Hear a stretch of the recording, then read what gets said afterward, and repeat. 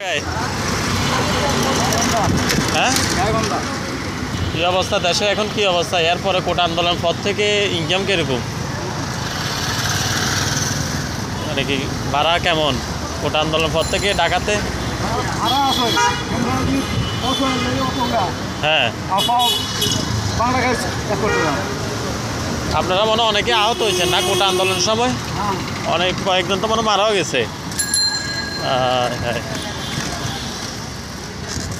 এখন এমনি ডেলি ১-১.৫ হাজার টাকা হয়নি, ইনকাম হয়নি?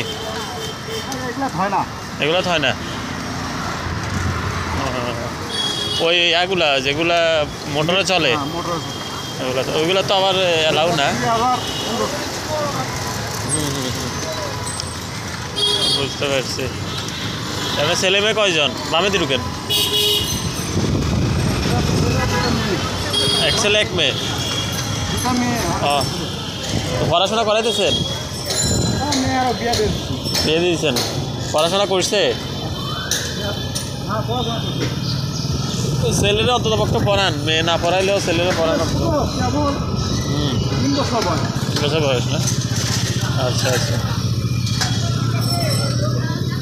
এখন কি মনে হয় বর্তমান পরিস্থিতি, কি মনে হয় নাকি এই সরকার? তো আমার মনে হয় এই সরকার থাকাই ভালো নাকি?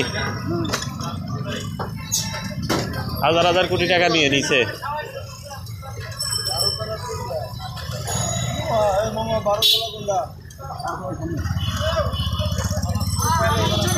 আপনাদের কোনো আন্দোলন আছে? আপনাদের রিক্সাদের কোনো আন্দোলন বলতে আপনাদের কোনো দাবি দেওয়া আছে কি না?